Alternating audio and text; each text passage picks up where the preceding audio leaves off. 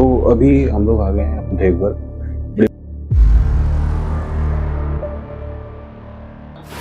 तो अब चल रहे हैं बाबा बैजनाथ के श्रृंगार आरती में देखने के लिए, और ये चक्कर काट के पूरा जाना पड़ता है इधर से।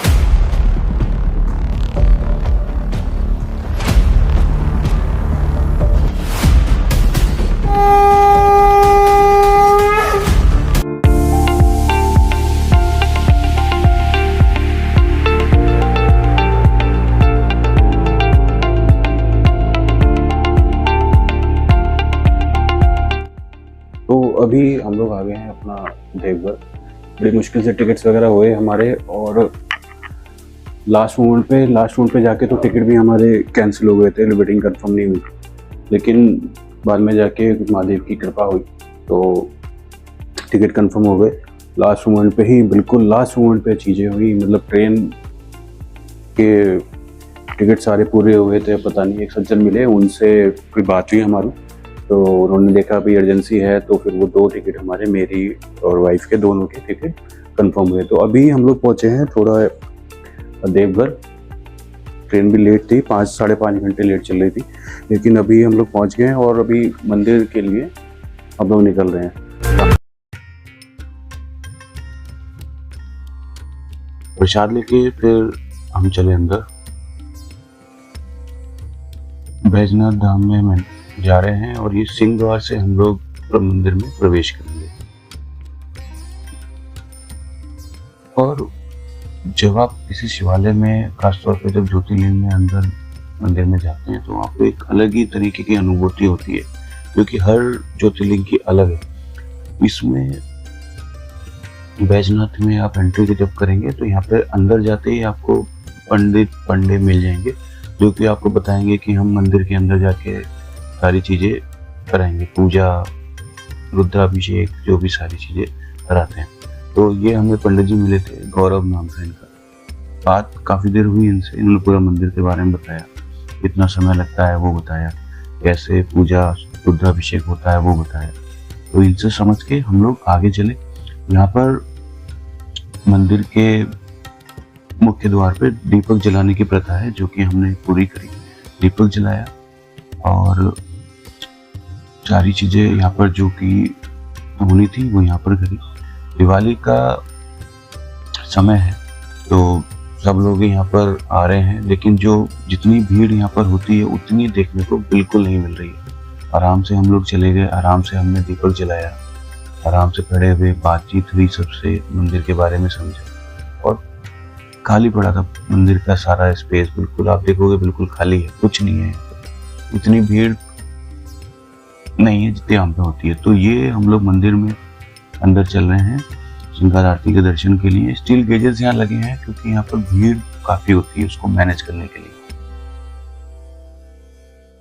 5 से 10 मिनट इसमें लगते हैं जाने में, और अंदर जाके सीधा ये मंदिर के गर्भगृह पे रास्ता ये खुलता है। आपको कोई जरूरत नहीं है शाम को अगर दर्शन करने हैं वीआईपी पास लेने की। सिंपल आप जाएं, मंदिर के पीछे से ये रास्ता जाता है श्रृंगार आरती के लिए, तो वहां पर जाके आराम से दर्शन कर सकते हैं। ये मंदिर का गर्भगृह आ गया। और जैसा मैं पहले भी एक बार बताया, भीड़ बिल्कुल नहीं है। तो आप जब भी कहीं जाएं मंदिर पे या धार्मिक स्थल पे, तो ऐसे समय पर जाएं जिस समय भीड़ कम होती है, तो आपको दर्शन में जो अनुभव होता है वो अलग ही रहता है। तो ये मंदिर का गर्भगृह है, हम अंदर अभी आ चुके हैं। हमारे साथ जो सज्जन थे वो हमें साइड से लेके आए थे, हमें नहीं पता था इतना। और यहाँ पर महादेव हमारे सामने है, ज्योतिर्लिंगों में से एक ज्योतिर्लिंग बैजनाथ धाम आपके सामने। बहुत ही देर तक हम लोग रुके यहाँ पे, अच्छे दर्शन करे।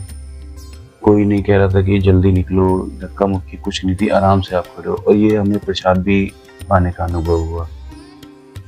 तो बहुत कृपा रही महादेव की और बहुत मजा आया। अभी हम बाहर निकलेंगे यहाँ से, तो काफी देर हो गई थी, तो दूसरों को भी अंदर आना था। ये मंदिर का एग्जिट है, जिसपे भी आप देखोगे बिल्कुल सुनसान है। और मंदिर के इस एग्जिट से निकलते ही हमें दर्शन हुए बैजनाथ के विश्व प्रसिद्ध आरती के।